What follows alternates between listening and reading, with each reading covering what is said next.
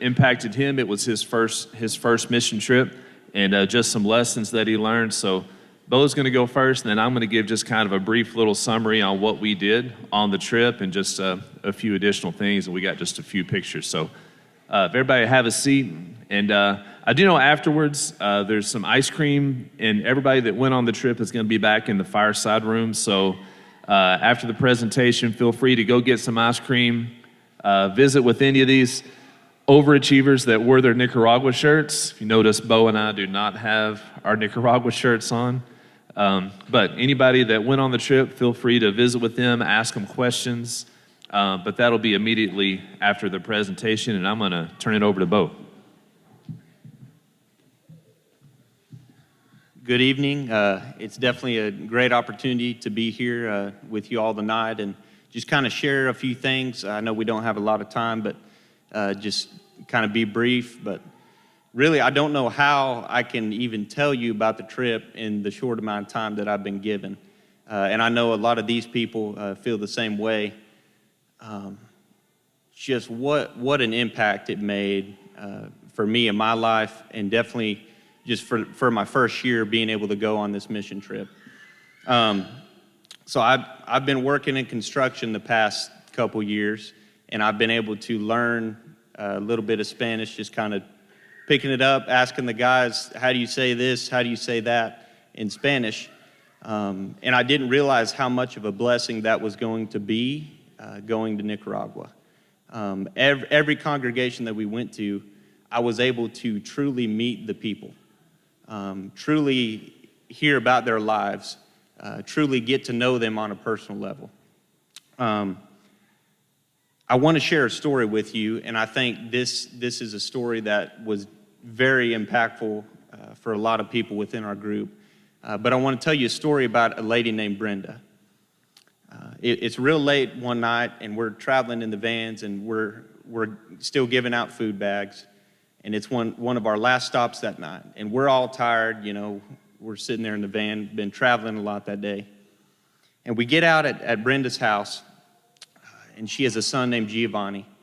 And Giovanni has cerebral palsy. And it's her and Giovanni and her daughter. And it's them three living in this house. Dirt floors, bed sheets for walls. You know, it's just a string running across, bed sheets all the way down, clipped up there. That's a wall. And dirt for a floor. And we get in there, and we got the whole group, and we're talking to Brenda, and we're kind of talking through translation, and Jared goes, okay, Brenda, like, how have you been doing? How's life been? What's been going on? And sitting in that room, whoa, did this impact me. We're sitting in that room, and she said she'd been working at the hospital, and Giovanni's condition, he had gotten really sick and was just declining and going downhill in a hurry. And so she said she had to quit her job so that she could take care of her son. And she said, before y'all showed up, I didn't know, we ran out of money. I didn't know where we were going to get food. And it was so cool to be able to show up. We're you know, in my mind, we're just giving out food bags. We're just, okay, it might have been this routine thing. And we show up at this lady's house, and we were able to fill a need that she truly needed. She truly needed food. She can't provide for her family. And so, man, that really impacted me. I know it impacted a lot of other people on the trip. I think it was cool that we were able to fill a need for her, but she was able to give me something in return. And I think a lot of the people who went on the trip would tell you the exact same thing. Yeah, we might have gone to serve, but wow, were we encouraged and were we served in return. And so what I got from Brenda is true faith despite circumstance. Throughout her circumstance, throughout her having to quit her job to stay home to take care of her family, she can't provide for her family in ways of financial means. But she trusted God, and she prayed before we came. And it was cool that God fulfilled his plan through our group. He was able to do that through our group. So really, I don't have a lot of time, but I wanted to share that story because it was super impactful for me. It changed my perspective on how blessed we are living here in Durant, Oklahoma. We might not think that we're rich, but we are, and we are very blessed. And so I think with that it comes a great responsibility. These people are true, they're authentic, and their faith is number one in their life. You'd ask people at multiple congregations, hey, so what do you do? Oh, well, I'm a follower of Christ. That's the first thing they tell you. If you ask people what they do here, oh, well, I'm a doctor. Or I work in this, I do this is my field, this is what I do. It changed my perspective and challenged me to go, is the number one thing that we would say to people, well, I'm a follower of Christ? I don't know. And that challenged me. So I want to thank you for the opportunity. What a blessing it was to be able to go over there, to see those things, to be able to serve, to come back encouraged, and hopefully continue the work here, but also continue to go back. I would like to encourage a lot of you, if you haven't ever had this experience, think about just go. Just hop in the plane and go, because it will change your life. These people truly changed my life, and it was cool to see a lot of the same transformations with the people that I went with.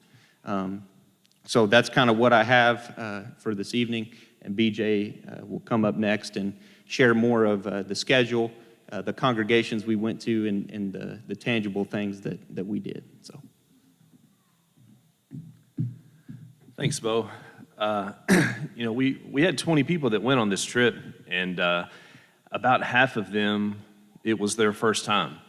And so it's really, really neat for me to hear the impact that this trip had on so many of these young individuals over here that had never been on a trip like this. Y'all probably remember Giovanni's story. I think he had just turned 13 when we got there, and I know Jared's talked about him before, but he wasn't supposed to make it really past a year old, and he's 13 now, and Brenda's still taking care of him. So there was not a dry eye in that house that night. So that was a powerful night. So we did, is this the clicker?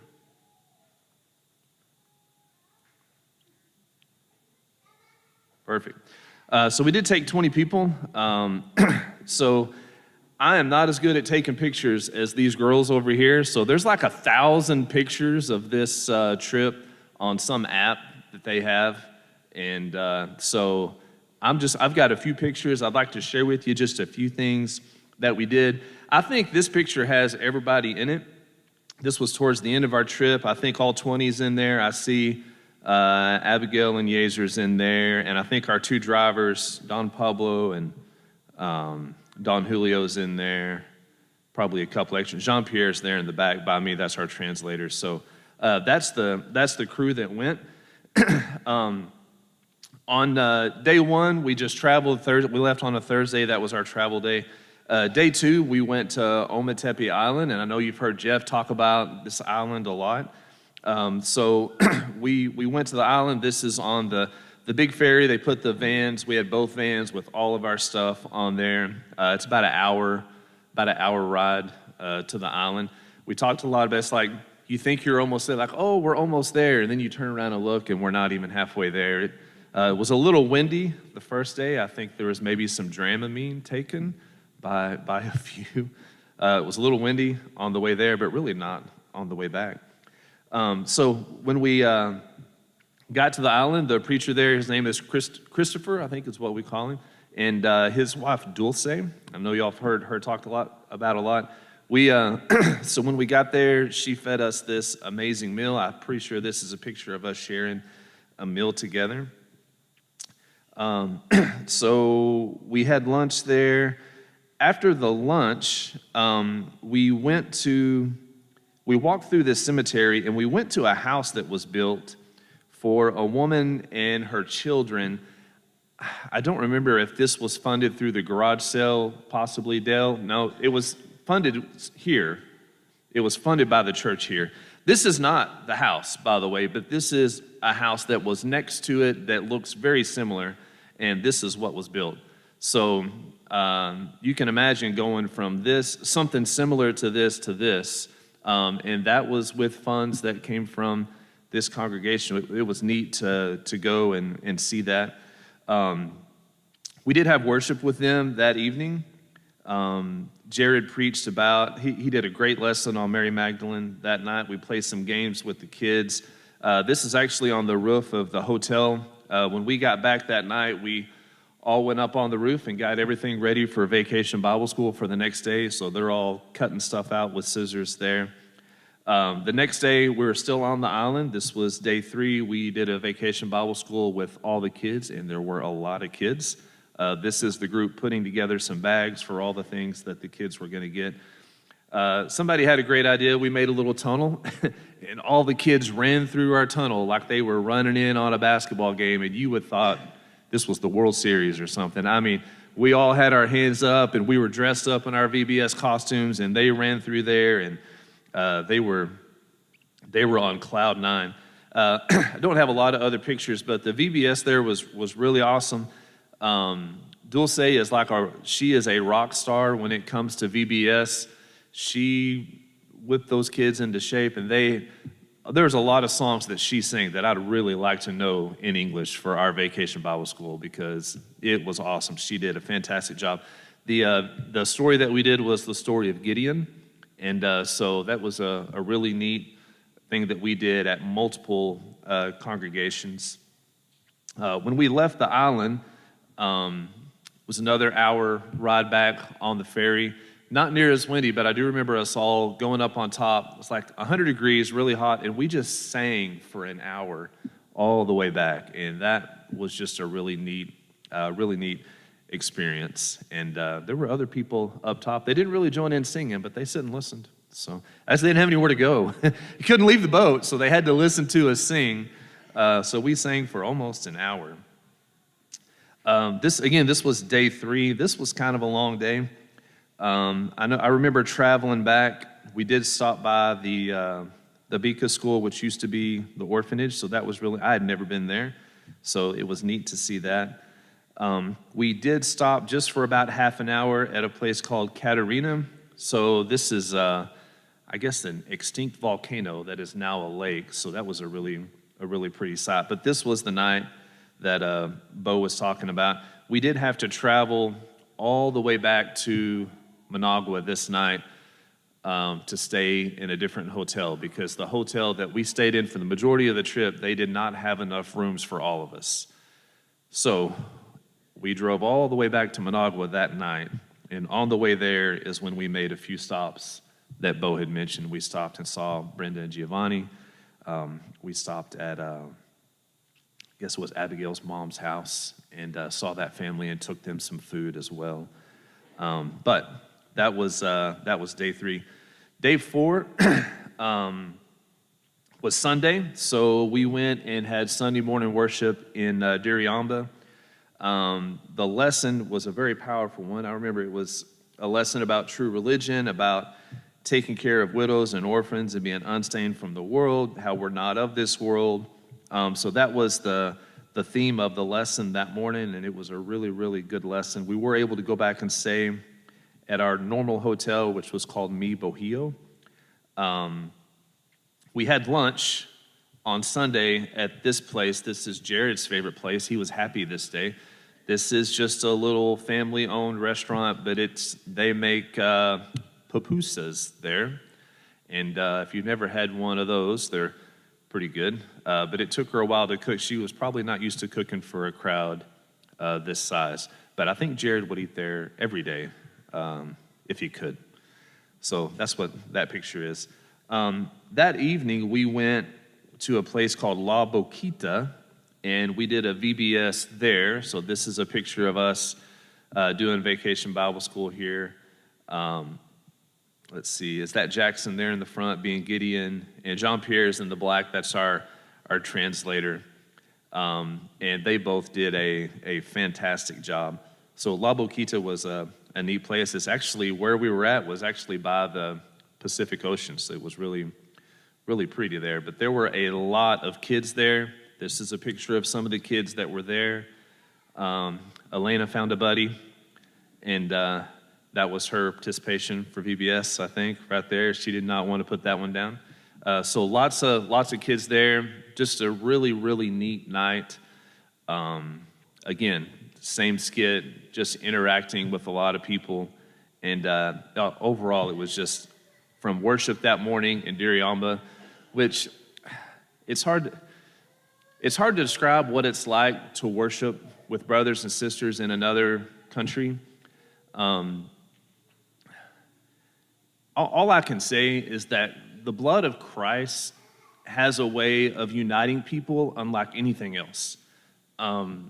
If we were to go anywhere else and we just met a large group of people, there's going to be some awkwardness. You don't know people, you're introducing yourself, but it's just not like that when it's brothers and sisters in Christ. There is a language barrier there, but I really can't describe the difference. If you've ever been on a trip like this, it's like you just have this bond with these people, and it's the blood of Christ. And I know we talked about this a lot, but that is such a faith-building experience to have, to feel that connection with people you've never met with in a place far away, with a language barrier, but there's still unity. And anyway, I could talk about that for a long time. The next day was day 5. This is Monday. We started the day in Hino Tepe, and we bought a bunch of food for about 30 families. Just went to a store, bought a ton of rice and beans and cornmeal or flour, oil, coffee, just a bag full of things to deliver to about 30 different families. We went to San Pedro that day. Got to see Aaron, the preacher there, and his wife Gabby, and Juan and Elizabeth. But we did deliver some food to some members that were sick or that were not doing as well. This is one of the homes that we went to. A lot of the bags we just left there at where they were meeting, and the church, when we were together later at a worship service and another VBS, a lot of them picked the food up there. But we did go deliver bags to about 4 different individuals. This guy in the wheelchair, his name is Domingo. So we got to go visit him. It was just a neat experience. There is a funny story about a chicken. If you want to ask them about that, we did not know there's a chicken in this room until we were in there about 15 minutes, and it was staring somebody down. I think it was Hannah. Yeah, I think Hannah turned around, and there's this chicken like right up on a ledge, and it ended up jumping, and it was just a funny story. But this gentleman here, I believe this is one of the gentlemen that he was struggling with his eyesight. I think Dale gave him some glasses so that he could see better. And then later they went and found Domingo and a couple of other people some large print Bibles so that they could actually read the Bible. And they were able, I think Dale and Gail, maybe Cassie or somebody went with them, and they found some Bibles and were able to deliver those. So that was neat. This is another home we delivered to. Her name is Maria. A neat story with her, she used to walk 2 to 3 hours with her granddaughter to worship before there was a church started there in San Pedro. So you imagine a 2 to 3 hour walk to go to worship, to listen, to hear that is, that's just encouraging. That builds your faith. Now, funny story, Juan actually picks her up on a motorcycle and she hops on, maybe side saddle, I don't know, and he takes her to worship on a motorcycle. That's what he said. He said, I pick her up on a motorcycle. That's pretty cool.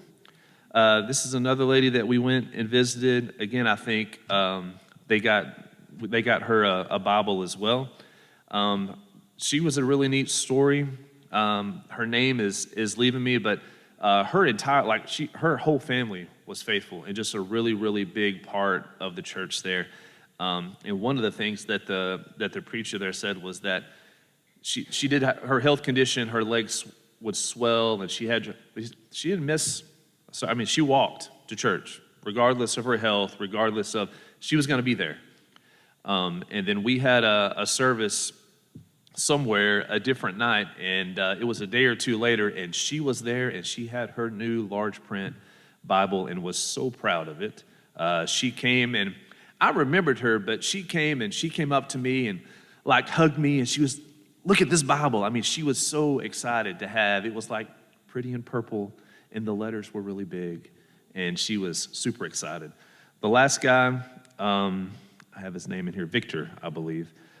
Same situation. He struggling with his health. He also would walk about 20 kilometers to church before there was a closer place. So just another example of an individual that demonstrated a lot of faith. That after sitting down and visiting with all of these individuals, we would pray with them. We would sing some songs with them. We learned a couple of songs in Spanish. We love you with the love of the Lord. And then in moments like these, we learned how to sing those in Spanish. So we would sing those with the individuals and pray with them before we would leave. Day 6, which was Tuesday, this was, that may still be in San Pedro there with all the kids doing the VBS, I believe. Oh yeah, forgot. So one more neat thing there in San Pedro was there was a young man, this is him right here, that was deaf. So Macy and Riley were able to sign to him the service that we had that evening. Jared preached in English. John Pierre translated in Spanish. And you can only see Macy in this picture, but Riley is behind her, and they are tag teaming this signing to this young man. We thought his name was Stanley, but was it Stanley? We thought his name was Stanley. We called him Stanley for a while until we figured out that wasn't his name. But signing in Spanish is not the same as signing in English. So I think Macy and Riley learned a lot of new signs, and then he taught them some new signs. But even like the alphabet, sometimes they'll spell out a word if there's not a sign for it. Even the alphabet was different. So he probably did not get 100% of Jared's lesson, but I bet he was very thankful for about 75% of it. And it was just a really neat thing to see God's message being preached in 3 different languages. Like, that still just blows my mind that we had 3 different languages going at the same time, and that was just really neat. Day 6, for me, was the hardest day. We went to a place called Los Cocos. Probably the most, the people there did not have much.